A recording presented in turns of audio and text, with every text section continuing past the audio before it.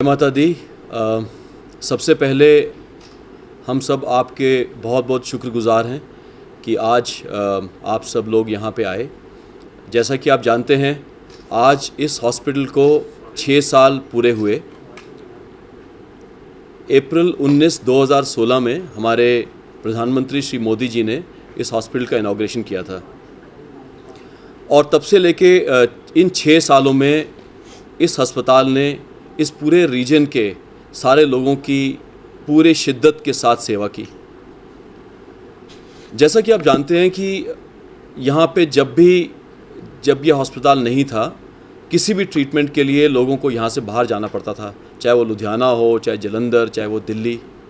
मैं खुद बारामूला के आगे एक छोटे से गांव का रहने वाला हूँ और मेरे सारे रिलेटिव आधे श्रीनगर में, जम्मू में, पुंछ, झंगड़ और यहाँ पे भी जम्मू लोकल में भी रिहाड़ी, सरवाल, सैनिक कॉलोनी, छन्नी, सारे के सारे रिश्तेदार यहाँ रहते हैं।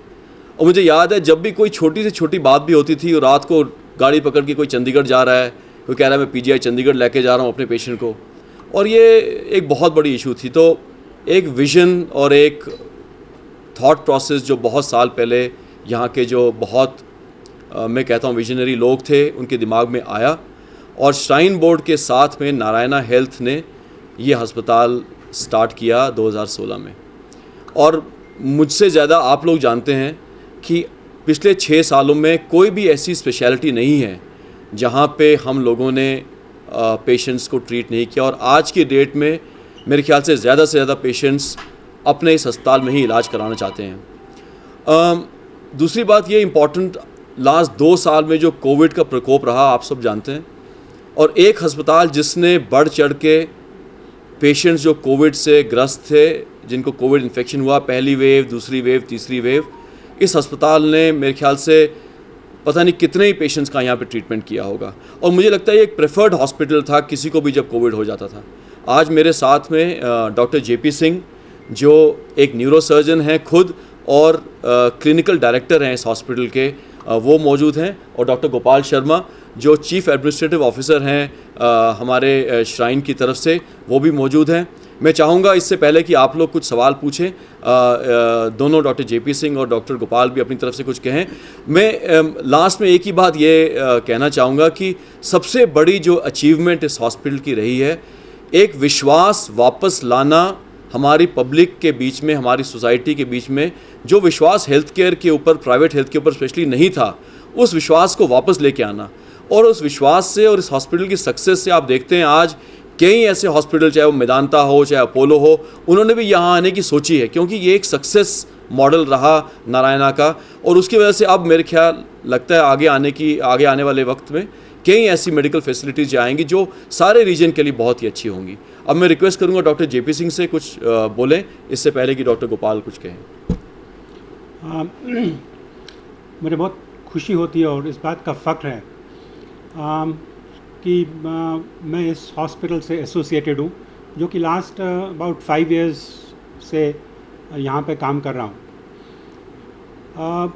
इस 5 साल के, ऑल्दो कहने में तो 6 साल बहुत लंबा टाइम लगता है, बट किसी भी हॉस्पिटल की लाइफ स्पैन में देखा जाए तो 6 साल माना जाता है कि जब अभी आप सिर्फ अपने पाँव संभाल रहे हैं।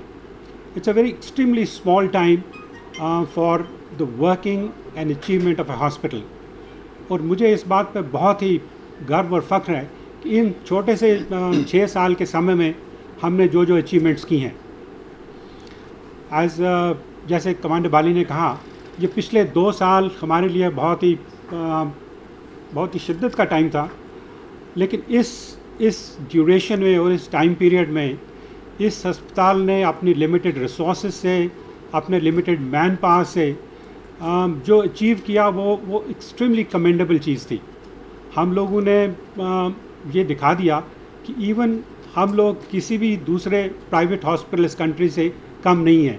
द काइंड ऑफ फैसिलिटीज़, जैसा काम हमने किया, आई थिंक उसका सबसे बड़ा गवाह ये था कि इस पूरे जम्मू रीजन में, चाहे वो गरीब हो, चाहे वो अमीर हो, चाहे वो पावरफुल हो, चाहे वो डॉक्टर कम्युनिटी से हो, वो सारे लोग इस टाइम पीरियड में यहाँ आना चाहते थे।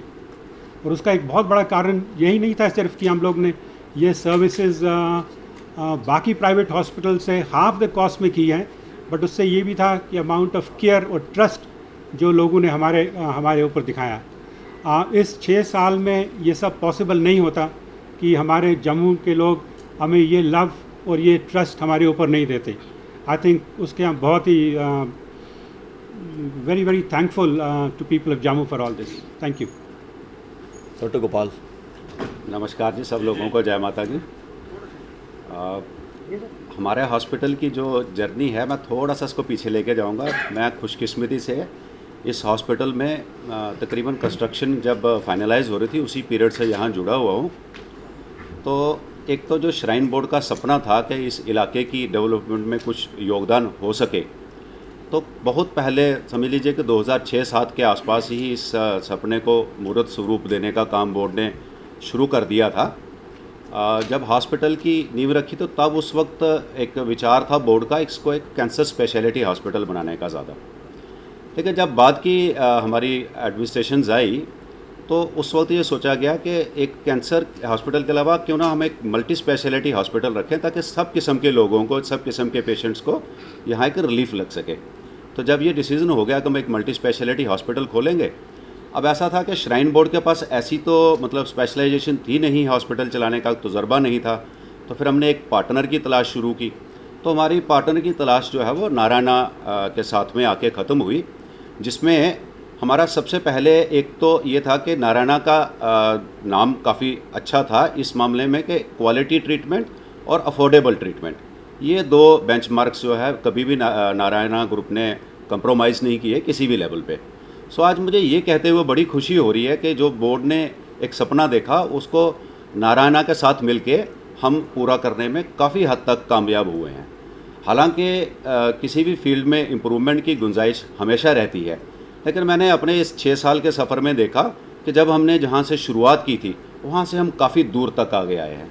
आज हमारे पास एक बहुत अच्छा पेशेंट बेस है, एक बहुत रेप्यूटेड स्टार कंसल्टेंट्स हमारे पास हैं, हमारे पास काफ़ी डेडिकेटेड स्टाफ है। और जब आप कंपेयर करेंगे, क्योंकि आप मीडिया के लोग तकरीबन सारी चीज़ें जानते हैं, सारी दुनिया का आपको नॉलेज रहता है, तो जब आप कंपेयर करेंगे तो आप देखेंगे कि सेम क्वालिटी या सेम स्टैंडर्ड्स की ट्रीटमेंट अगर आप बाहर के हॉस्पिटल्स में जाएंगे तो उनके पास अफोर्डेबिलिटी नहीं है। हमारे पास क्वालिटी के साथ साथ एक अफोर्डेबिलिटी भी है, जिसमें हमारा state of the art infrastructure भी हमारे पास शामिल है।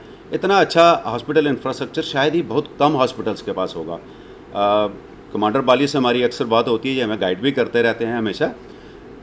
कमांडर बाली के पास में नॉर्दर्न रीजन के और बाकी हॉस्पिटल्स भी नारायणा के जो उनका भी कंट्रोलिंग ऑफिसर्स ही हैं। तो अक्सर जब इनसे बात होती है तो ये बताते हैं कि हमारे नारायणा हॉस्पिटल का बहुत सारे जो क्वालिटी बेंचमार्क्स हैं, परफॉर्मेंस बेंचमार्क्स होते हैं, हमारा हॉस्पिटल इवन दिल्ली के हॉस्पिटल से भी काफ़ी अच्छा है कई बेंचमार्क्स के ऊपर। सो ये सब कहने के साथ साथ मैं ये कहूँगा कि हमेशा से मीडिया का बहुत हमें योगदान रहा, समाज ने हमें हमारे हॉस्पिटल में जाने के लिए बड़ी तरक्की की। और लास्टली एक चीज़ थी कि ना तो नारायणा जो चेन ऑफ हॉस्पिटल्स था और जो ना ही श्राइन बोर्ड, हम दोनों ने कभी भी इस हॉस्पिटल को एज ए प्रॉफिट सेंटर मतलब नहीं सोचा। हम दोनों पार्टनर्स का यही विश्वास था कि हमारा हॉस्पिटल कैसे बढ़िया से बढ़िया रहे, कैसे सोसाइटी के लिए यूज़फुल बन सके, कैसे हम उन सेगमेंट्स तक या उन एरियाज़ तक अपनी रीच बना सकें जहां अच्छी हेल्थ केयर के बारे में लोग सोचते भी नहीं थे। इस मामले में हम कई प्रकार के कैंप्स करते हैं, आउटरीच एक्टिविटीज़ हैं हमारी, और जहां पहुंचते हैं। और रिसेंटली इनफैक्ट हमने और लोगों को, और पर्टिकुलरली गरीब तबके के लोगों को भी हम कैटर कर सकें, इसके लिए हमने एक रिसेंटली आयुष्मान वार्ड भी बनाया है, जिससे हम आयुष्मान पेशेंट्स की इनटेक कैपेसिटी को बढ़ा पाएंगे। सो ऐसी बहुत सारी चीज़ें जो हमने पास्ट में की हैं, आगे भी ऐसी इम्प्रूवमेंट्स चलती रहेंगी, जैसी जैसी समय की ज़रूरत होगी हम कहेंगे। धन्यवाद। बताइए कि नारायण हॉस्पिटल ऐसे कमर्शियल पे तो माइलस्टोन तो है ही, मैं सोशल पे हमका फॉर फ्लंग एरियाज हमारी स्टेट के अंदर जो जहाँ पे हेल्थ केयर सर्विसेज ना के बराबर हैं, वहाँ तक एज ए सोशल हर एक लोग मतलब फॉर फ्लंग एरिया में मेडिकल ट्रीटमेंट पहुँचे, इसके लिए किस तरह के प्रयास नारायण करेंगे? इसका जवाब मैं दूंगा। पिछले 1-2 साल से, इनफैक्ट कोविड के पहले से ये हमें प्रयास रहा है कि हम अपनी सर्विसेज को इन फार ऑफ एरियाज़ में प्रोवाइड कर सकें, और उसी के कारण हम लोग इस एरिया से डोडा किश्तवाड़ से लेके पुंछ, रजौरी, सुरनकोट, और इस तरफ कठुआ, आरसपुरा, वहाँ हमारे OPDs हम कंडक्ट करते हैं। ये OPDs कई एरियाज़ में once a week, that means once a month एक कंसल्टेंट उस एरियाज़ में जाता है और हर स्पेशलिटी के लोग इस एरियाज़ में जाते हैं। हम इसकी और भी कोशिश कर रहे हैं कि हम ऐसी फैसिलिटी कर सकें कि हम बेसिक वहाँ पे कुछ फैसिलिटी दे सकें और अगर स्पेशलाइज केयर है उनको यहाँ ला सकें, उसका भी प्रयत्न है। और हमारा ये बहुत एक्चुअली ये सवाल आपने बहुत अच्छा किया और हमारा ये शुरू से ही प्रयत्न रहा है कि कई बार ऐसा होता है कि लोगों को पहुँचना मुश्किल हो, यहाँ पे आसानी से पहुँचना मुश्किल हो जाता है, वो सर्विसेज उनके डोर स्टेप से प्रोवाइड करें, ये हमारा हमेशा प्रयत्न रहा और हमेशा रहेगा। डॉक्टर गोपाल, सवाल आपसे है कि जिस तरह से श्री माता वैष्णो देवी श्राइन बोर्ड के एम्प्लॉइज जितने भी हैं उनका जो फैसिलिटी है उनके दी जाती है, उनके परिजन जितने भी हैं वो इलाज यहाँ पे करवा सकते हैं उसी तरह से जिस तरह से उनको फैसिलिट किया गया है, मगर यहाँ के जो ग्रामीण इलाके हैं जो इसके आसपास के क्षेत्र हैं उन लोगों का कहना कि उनको इस तरह की सुविधा ये नारायणा हॉस्पिटल में नहीं मिलती। देखिए, जैसा इस सवाल का मैं ये जवाब दूंगा कि कुछ तो जो इस एरिया में काफ़ी सारे लोग तो वो थे जो यहाँ के लैंड ओनर्स थे, तो लैंड ओनर्स के लिए हमने लैंड जो थी यूनिवर्सिटी में या इस हॉस्पिटल के बनने में हमने एक्वायर की थी। काफ़ी सारा एरिया था, बहुत सारे लोग थे, तो तकरीबन 200-250 के करीब लोग होंगे ऐसे। तो उन सबको श्राइन बोर्ड ने एक हेल्थ इंश्योरेंस के थ्रू IPD ट्रीटमेंट देते हैं और उनको साथ में OPD ट्रीटमेंट भी फ्री ऑफ कॉस्ट देते हैं। ये मेडिकल सपोर्ट पॉलिसी है श्राइन बोर्ड की, उसका एक अंग ये भी। तो आपने आयुष कार्ड की बात की, आयुष्मान भारत कार्ड बनाया है, उस तरह यहाँ पर कौन कौन सी बीमारियों को जो ट्रीटमेंट है वो दिया जा रहा है? जैसे मैदानता को कुछ बीमारियों को ट्रीटमेंट करता है, सभी का नहीं, तो यहाँ पर क्या सभी का होता है या कुछ बीमारियाँ हैं? हमारे यहाँ पे मुख्य तौर पे जो न्यूरो साइंसेज हैं उसको हम इसमें कवर नहीं करते हैं। हमारा हॉस्पिटल न्यूरो साइंसेज के लिए इम्पैनल्ड नहीं है। बाकी तकरीबन हम हर जो ट्रीटमेंट है, हर एक चीज़ की ट्रीटमेंट देते हैं। अगर वो कुछ ऐसी चीज़ें हैं जैसे हमारी जो नई आयुष्मान वार्ड है उसमें ICU फैसिलिटीज़ नहीं है, जहाँ एडवांस डायग्नोस्टिक्स कुछ एक टेस्ट वहाँ नहीं है, तो भी उन पेशेंट्स को वहाँ एडमिट करके उनकी ट्रीटमेंट मेन हॉस्पिटल में की जाती है। अदरवाइज़ जो नॉर्मल ट्रीटमेंट है, जो कंजर्वेटिव मैनेजमेंट्स हैं, वो यूजुअली हम लोग वहीं पे कर लेते हैं आयुष्मान भारत में। एक बात मैं आप लोग सब लोग यहाँ पे हैं, ये बार बार कहने का मौका नहीं मिलता और इस बात को मैं थोड़ा ज़्यादा एम्फेसिस दे के आज बताना चाहूँगा ताकि ये पब्लिक तक ये बात पहुँचे और ये सबके मन में ये परसेप्शन कभी कभी आता है एक कॉर्पोरेट हॉस्पिटल की तरह से आप लोग काम करते हैं। कई बार कंप्लेंट्स आती हैं, कई बार ये क्वेश्चंस पूछे जाते हैं, तो जो डॉक्टर गोपाल ने लास्ट में बात की उसको थोड़ा और बढ़ाऊंगा मैं। प्लीज़ ये बात ध्यान में रखने वाली है कि श्राइन बोर्ड और नारायणा हेल्थ दोनों, मैं फिर से रिपीट करूंगा, श्राइन बोर्ड और नारायणा हेल्थ दोनों इस हॉस्पिटल से एक भी पैसा प्रॉफिट के तौर पे नहीं निकाल के लेते बाहर। ये बात जब तक समझ में नहीं आएगी, क्योंकि हमारा कोई मोटिव है ही नहीं प्रॉफिट कमाना। क्योंकि अब ज़्यादातर कॉर्पोरेट हॉस्पिटल्स क्या करते हैं, जो आपने प्रॉफिट कमाया उसको वापस लेके जाते हैं कंपनी में, फिर उसको इस्तेमाल करते हैं। ये बात बहुत ही क्लैरिटी के साथ और बार बार एम्फेसाइज करके बताना चाहता हूँ कि इस हॉस्पिटल की जो स्थापना की थी वो एक दिमाग में एक बात थी, सर्विस टू द पब्लिक। और दोनों जो एंटिटीज़ हैं, जो भी यहाँ प्रॉफिट बनेगा या जो बनता है वो वापस इस हॉस्पिटल की फैसिलिटीज़ बेटर करने में ही लगाया जाएगा। तो दोनों, ना नारायणा हेल्थ और ना श्राइन बोर्ड, जो पैसे यहाँ से प्रॉफिट बनेंगे जब भी, तो इस पैसे को बाहर लेके नहीं जाएंगे, पहली बात। दूसरी बात, आपको पता है कि जम्मू कश्मीर में यूनिवर्सल हेल्थ कवरेज है और आयुष्मान भारत कार्ड सबको ही एंटाइटल है जैसे। और कई बार पेशेंट जब आते हैं यहाँ पे और आयुष्मान भारत कार्ड लेके आते हैं, उनको कई बार पता नहीं होता कि आयुष्मान भारत कार्ड को कैसे यूज़ किया जाए। वो क्योंकि आयुष्मान भारत का जो प्रोसेस है वो मैं पिछली बार 92.7 रेड FM पे जब एक बात कर रहे थे तो मैंने बिल्कुल क्लियर किया था कि जैसे आप इंश्योरेंस जब आपका होता है पर्सनल, आप आते हो एक हॉस्पिटल में, अपना कार्ड देते हो, एक प्री ऑथराइजेशन जाता है, फिर वो अप्रूव होके आता है। जब वो अप्रूव होके आता है तब आपको एडमिशन मिलेगी। सेम प्रोसेस वही फॉलो होता है आयुष्मान भारत पेशेंट्स के लिए। अब क्योंकि एक और वार्ड बना दिया, 40 बेडेड एक एडिशनल वार्ड श्राइन बोर्ड की, बहुत I think CEO shrine board और पूरे श्राइन बोर्ड का बहुत सपोर्ट रहा है उसके, उनकी जो मदद से ये जो वार्ड 40 बेडेड बना है। ये वार्ड हमने इसलिए बनाया क्योंकि कई आयुष्मान भारत पेशेंट्स जब यहाँ आते थे तो बेड की कमी, क्योंकि हॉस्पिटल पूरा भरा हुआ रहता है। अब भरे हुए हॉस्पिटल में आप आओगे तो ऑब्वियसली एडमिशन में आपको तकलीफ होगी क्योंकि बेड्स है ही नहीं। तो हमने सोचा कि 40 बेडेड एक और वार्ड बनाया जाए, अब 40 बेडेड एडिशनल वार्ड। और मुझे लगता है आने वाले समय में जब हम देखेंगे कि ज़रूरत और बढ़ गई है क्योंकि लोग और आएंगे इस अस्पताल में, तो हम शायद उसको भी एक्सपैंड करें। बट किसी भी पेशेंट को रिफ्यूज़ नहीं किया जाता, पहली बात। आयुष्मान भारत के पेशेंट्स को वो करेक्ट प्रोसेस फॉलो करते हुए जो उनका प्री ऑथराइजेशन भेजा जाए, फिर ऑथराइजेशन आए, उसको ट्रीट किया जाता है। और जैसे मैंने कहा, एक धारणा मैं भी इसी स्टेट का रहने वाला हूँ, मैंने आपको पहले ही बताया, हमारे अंदर एक धारणा थी कि यहाँ के जो अपने डॉक्टर्स हैं या जो अपना हेल्थ केयर स्टाफ है ये ठीक नहीं है। हालांकि यहाँ के डॉक्टर्स आप अगर देखा जाए तो जहाँ MBBS GMC से करके जो जाते हैं वो CMC वेल्लूर में, कोई PGI चंडीगढ़ में, कोई एम्स में जाके उन्होंने पोस्ट ग्रेजुएशन किया, जो यहाँ पे भी MBBS की। तो हमारे डॉक्टर्स हैं, इनकी जो कैलिबर है ये एक्चुअल में it is world class, it is one of the best in the country. जो ऐसे कई प्रोसीजर आपने कई बार आप लोगों ने ही प्रेस वगैरह में दिए होंगे, जो हमारे न्यूरो सर्जरी के प्रोसीजर्स, कैंसर के प्रोसीजर्स, गैस्ट्रो प्रोसीजर्स, कार्डियक के अभी जो प्रोसीजर्स किए हमने, एक ऐसा पेसमेकर डाला जो वायरलेस पेसमेकर होता है, और फिर हमने कई ऐसी और चीज़ें की यहाँ पे हर एक स्पेशलिटी में। वो इलाज मैं आपको बताता हूँ, दिल्ली में भी कई अस्पताल नहीं करते। NCR के अंदर जितने प्राइवेट हॉस्पिटल्स हैं 75% हॉस्पिटल से बेटर हमारा हॉस्पिटल में मानता हूँ, और कंपेरेबल होगा, चाहे वो आप मेदांता ले लें, चाहे वो आप अपोलो ले लें, चाहे वो फोर्टिस ले लें, चाहे वो मैक्स ले लें। हमारी हॉस्पिटल की जो डॉक्टर्स तो छोड़ ही दें, जो टेक्नोलॉजी यूज़ कर रहे हैं हम यहाँ पे, जो मशीन्स यहाँ पे लगाई हुई हैं, ये टॉप क्लास हैं।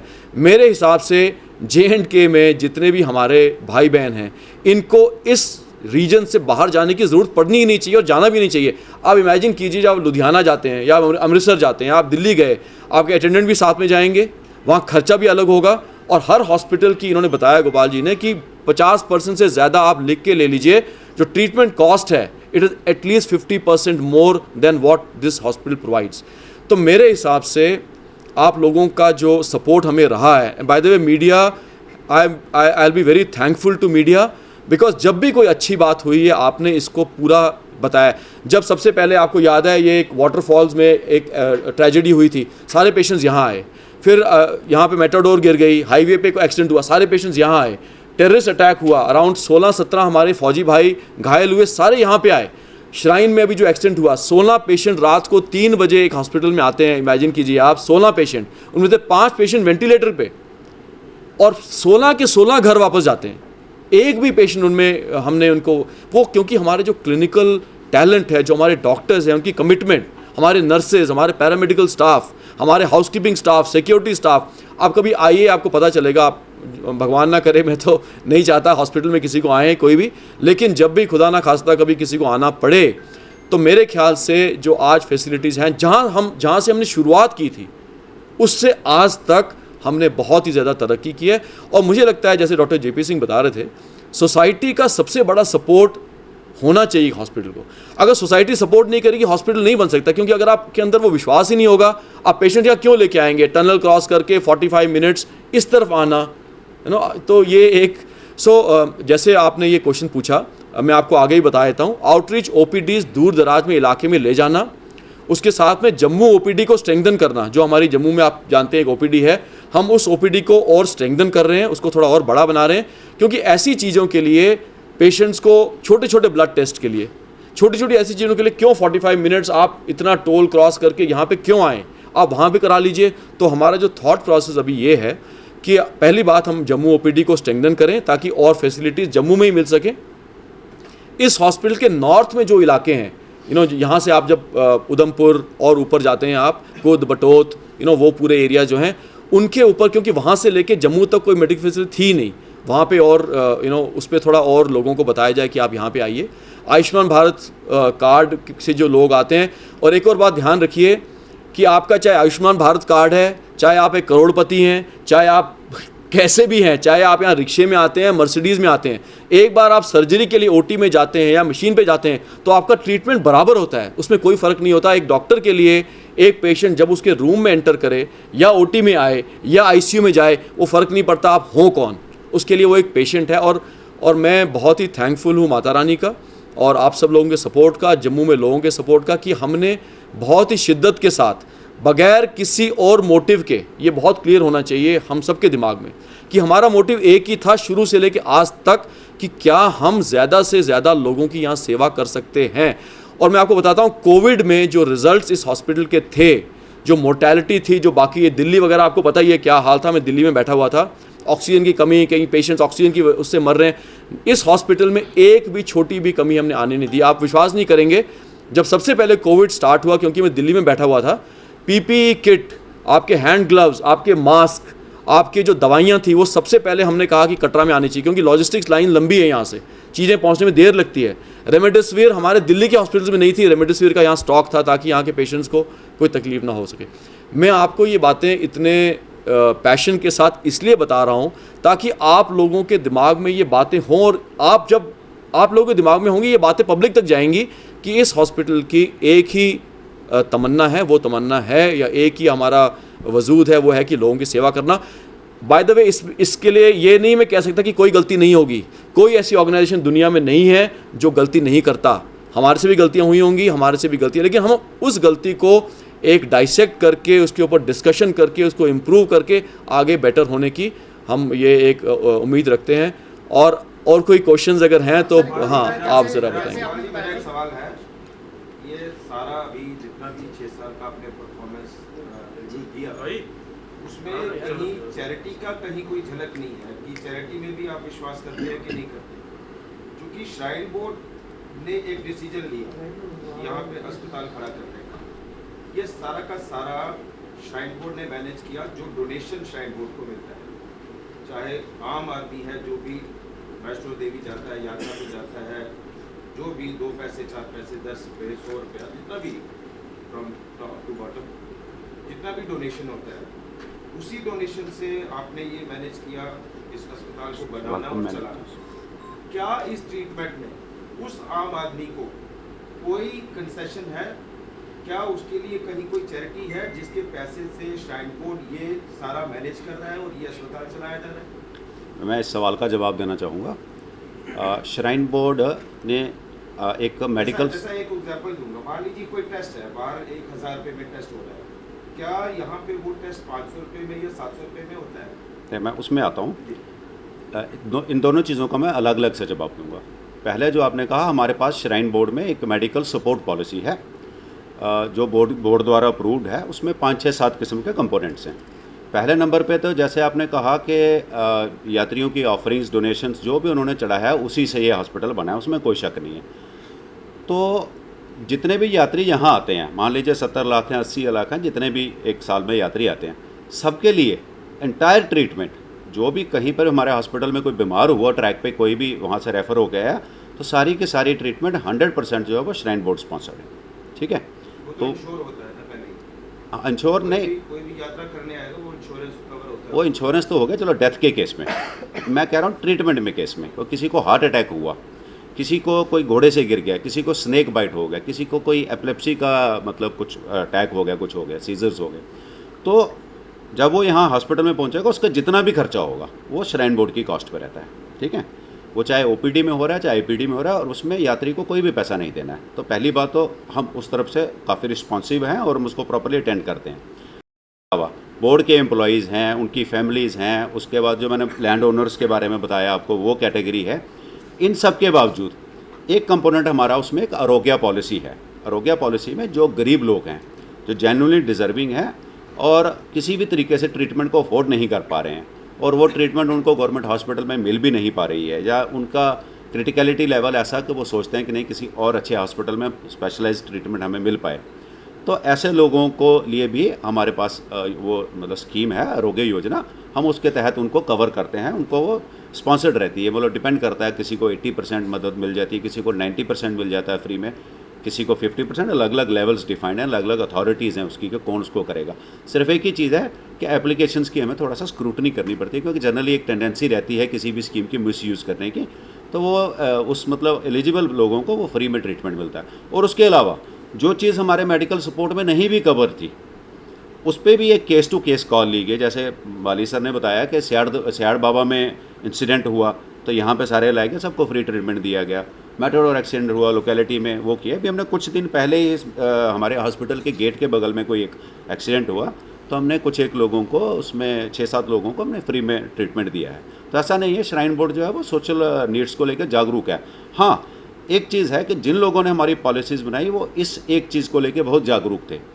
वो क्या था कि जो आदमी अफोर्ड कर सकता है वो पे करे।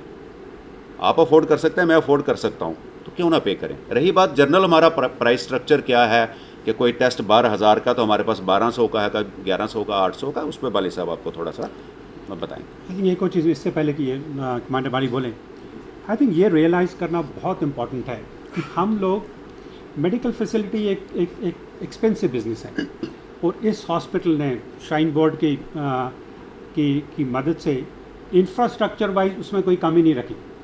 हमारे पास इंटेंसिव केयर्स उतने ही वेल इक्विप्ड हैं, हमारे थिएटर्स उतने ही, in fact far better than lot of private hospitals in Delhi. So जो पैसा स्पेंड किया है उसमें कोई कमी नहीं हुई।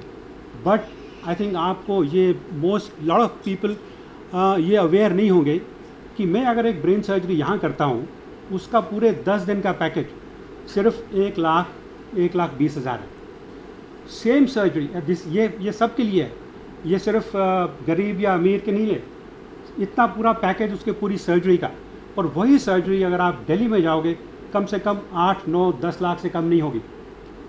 तो इसका ये कैसे पॉसिबल हुआ? ये पॉसिबल तभी हुआ कि श्राइन बोर्ड ने ये इंफ्रास्ट्रक्चर कॉस्ट और कैपिटल कॉस्ट में जो है उसका वो एक भी पैसा नहीं बनाते, एक भी पैसा नहीं यूज़ करते, तभी पॉसिबल है।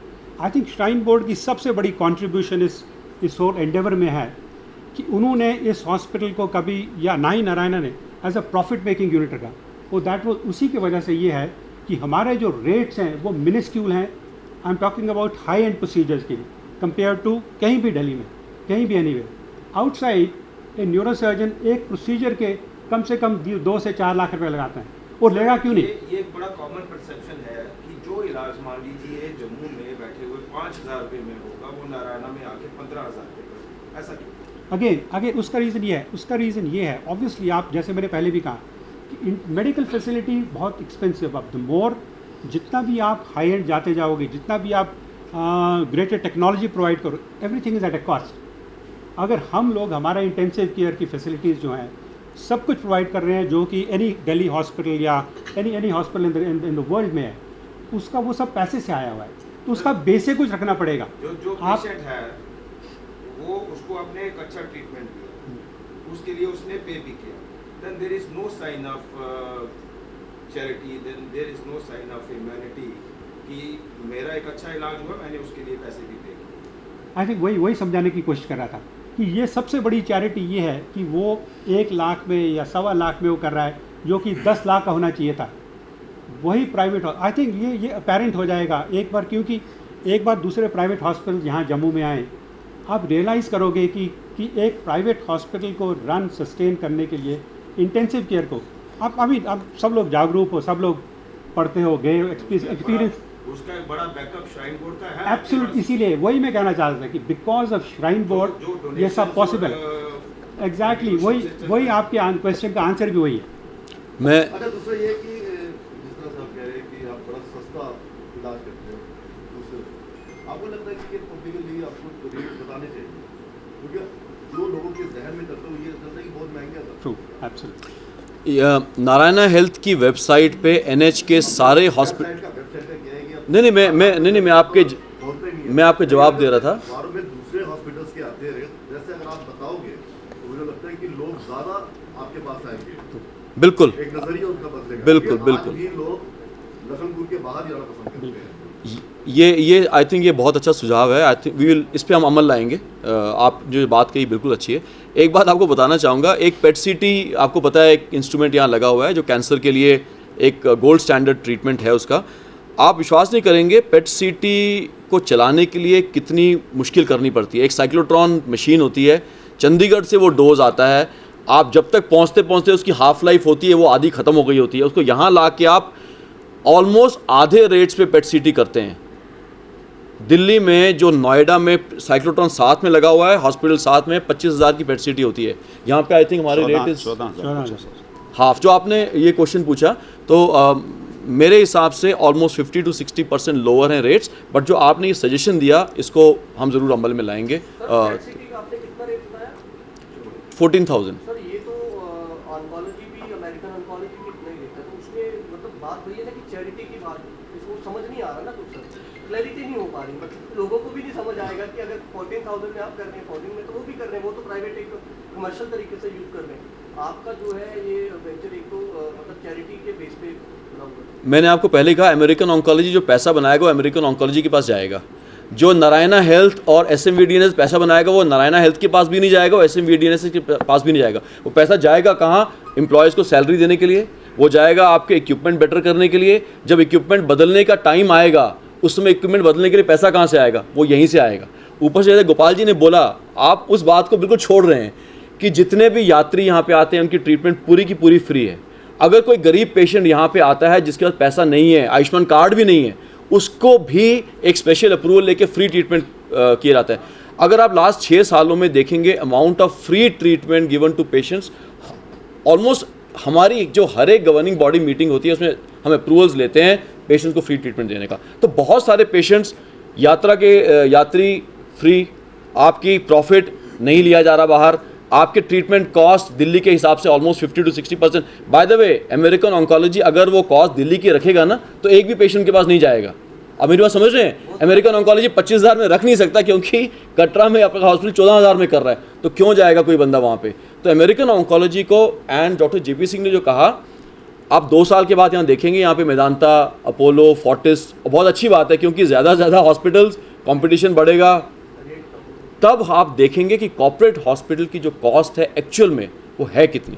कॉर्पोरेट हॉस्पिटल को आप समझ नहीं, हाँ हमने ऑलरेडी सोचना शुरू कर दिया उसके बारे में, क्योंकि हमारे लिए वो एक अच्छी बात भी है और एक चैलेंज भी है क्योंकि ये हॉस्पिटल सिटी से दूर है। लेकिन आज जैसे मैंने कहा, अपनी OPD को स्ट्रेंथन करना, जम्मू OPD में थोड़ी और प्रेजेंस बनाना और इसके बारे में सोचना।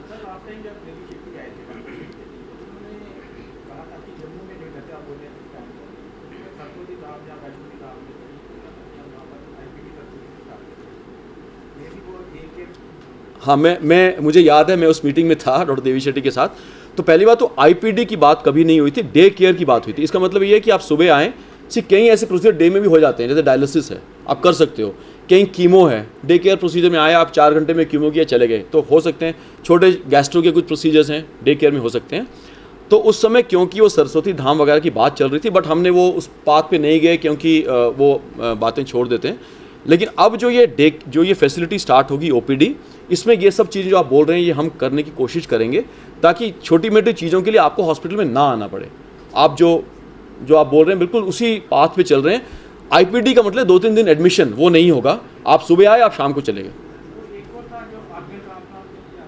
हाँ, ये लगभग 4 साल से हम इस बात को लेके चल रहे हैं क्योंकि यहाँ पे ऑर्गन ट्रांसप्लांट करना बहुत ज़रूरी है। हमारी एप्लीकेशन जो हमने है वो ऑलरेडी गवर्नमेंट को दी हुई है। जब मेरी आज से ऑलमोस्ट 2 साल पहले की बात है, हेल्थ सेक्रेटरी साहब से बात हुई थी, तो यहाँ पे कोई गेजेट ही नहीं है। There was no gazette, there no rules for organ transplant. जब तक एक स्टेट के अंदर, क्योंकि आप जानते हैं health is a quasi subject, तो उसके रूल्स बनेंगे वो तब हमें परमिशन दी जाएगी। अभी बन गए, स्पेशलिटी ने शुरू किया गवर्नमेंट। तो अब क्योंकि अब ये रूल बन गए हैं, हमारी एप्लीकेशन ऑलमोस्ट 2 सालों से यहाँ पेंडिंग है। सर्जन तैयार है, नेफ्रो यूनिट हमारी रेडी है। हम तो चाहेंगे ट्रांसप्लांट यहीं पे हों। कर दिया है, वो कर दिया, प्रोसेस शुरू है आई थिंक, क्योंकि वहाँ मिल गया तो यहाँ मिलेगी अभी नहीं। वो ट्रांसप्लांट यहाँ हो जाएंगे, बहुत अच्छी बात होगी क्योंकि ट्रांसप्लांट होना मिल बहुत जाएगा। हमारा हॉस्पिटल अदरवाइज तैयार है, गवर्नमेंट की परमिशन होती है तो हमारा हॉस्पिटल ऑर्गन ट्रांसप्लांटेशन के लिए सिलेक्टिव वे में तैयार है।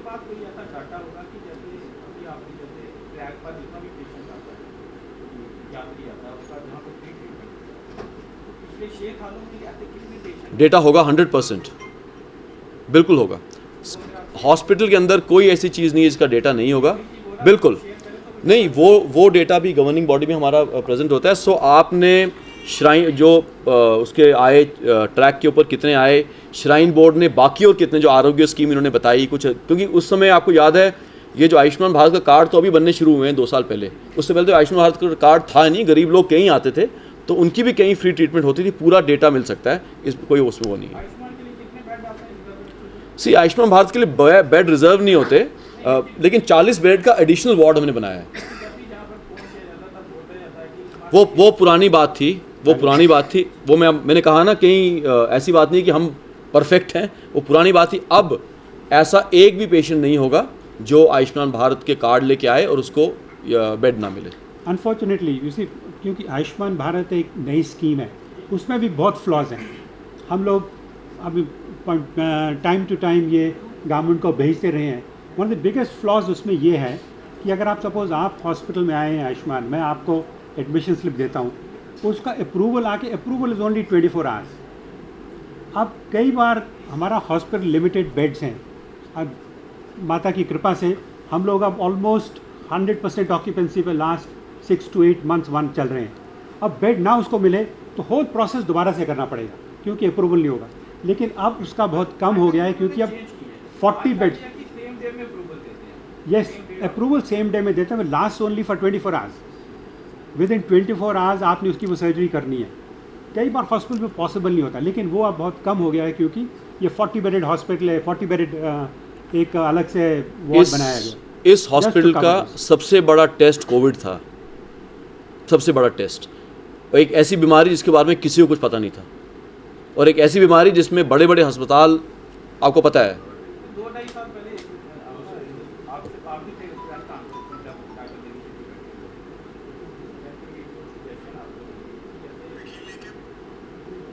ये अपना नारायणा जम्मू सिटी से काफ़ी पेशेंट आते हैं जिनके पास आपकी जैसे बत्रा ने स्टार्ट किया जम्मू नहीं ऐसे अलग अलग पॉइंट पे आपने क्या ऐसा लग रहा है कि जम्मू से कोई ऐसा लीगल पहुँच ही नहीं पाता है। मैं आपको एक बात फिर से बताना चाहूँगा, ये दोहराना चाहूँगा बार बार, कोई भी ऐसा पेशेंट जो नीडी पेशेंट है, मैं आपको ये लिख के दे दूँगा कि कोई ऐसा पेशेंट जो नीडी पेशेंट है और उसको ज़रूरत पड़े कभी, इस हॉस्पिटल में उसको कोई मना नहीं करेगा उस लाने के लिए। नहीं, उसको पहुँचाने के लिए भी मैं आपको ये बता रहा हूँ, अगर एक नीडी पेशेंट है, किसी का फ़ोन आया मैं नहीं पहुँच पा रहा हूँ ना मेरे पास ये है, हम उसको भी हेल्प करते हैं यहाँ से।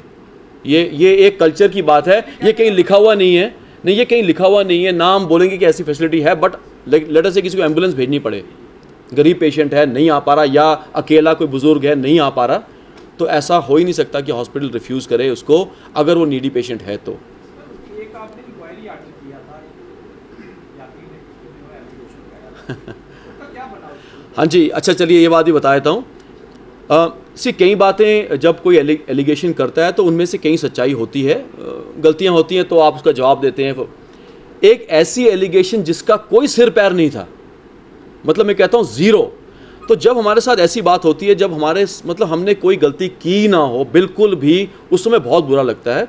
सो हमने एक क्रिमिनल डिफेमेशन फाइल किया हुआ है हाई कोर्ट में, यहाँ पे कटरा में, सॉरी, तो उनकी पहली तारीख शायद हो गई, पिछले 17 मार्च को। क्योंकि ये बात इतनी ज़्यादा हमको चुभी, क्योंकि अगर अपनी तरफ से सारी कोशिश करके बगैर कोई गलती किए हुए, जब गलती कोई करे तो हाथ जोड़ के माफ़ी मांग लें ना, ह्यूमन बींग्स हैं हम सब लोग, लेकिन उस केस में ज़ीरो, बिल्कुल भी गलती नहीं थी। इसी की वजह से हमने एक डिफेमेशन सूट फाइल किया। अब देखते हैं उसका क्या रिजल्ट आएगा। हमने तो कोर्ट में अपनी सबमिशन दे दी है, बट हम चाहते हैं कि पहली बात वो उसी फॉर्मेट, उसी फेसबुक के ऊपर जो उन्होंने किया था उसमें रिट्रीव करे, प्लस बाकी जो कोर्ट चाहेगा। सो ये हमें I am just want to tell you that this has been filed in the court. नहीं, क्योंकि हमारी बिल्कुल गलती नहीं थी उसमें, मैं आपको, लेकिन चलिए छोड़िए वो बात को, but just to give you A.